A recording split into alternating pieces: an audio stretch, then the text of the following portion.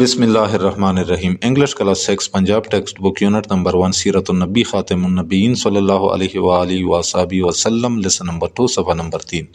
On the way back from Syria شام سے واپسی پر راستے میں he reported everything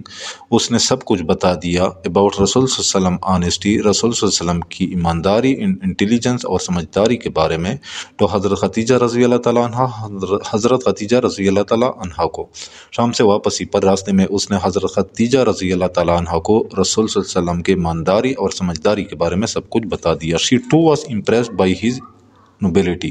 وہ بھی آپ صلی اللہ علیہ وسلم کی شرافت سے متاثر ہوئی and sent him a marriage proposal اور ان کے پاس شادی کی تجویز بھیجی and became the first wife of محمد صلی اللہ علیہ وسلم اور حضرت محمد صلی اللہ علیہ وسلم کی پہلی بیوی بنی. رسول اللہ صلی اللہ علیہ وآلہ وسلم was immensely renowned for his integrity رسول اللہ صلی اللہ علیہ وسلم اپنی دیانتداری کی وجہ سے بہت زیادہ مشہور تھے.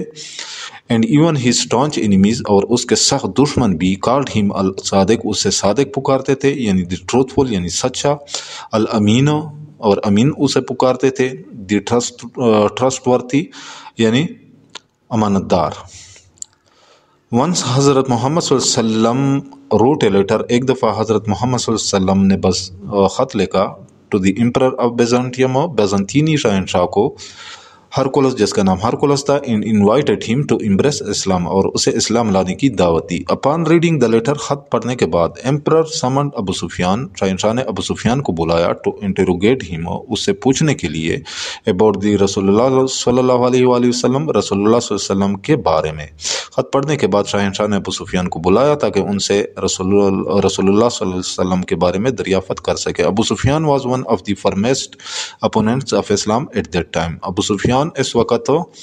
اسلام کے سخت ترین مخالفوں میں سے ایک تھا. Despite that اس کے باوجود he testified اس نے یہ گواہی دی that the رسول اللہ صلی اللہ علیہ وسلم کے رسول اللہ صلی اللہ علیہ وآلہ وسلم possessed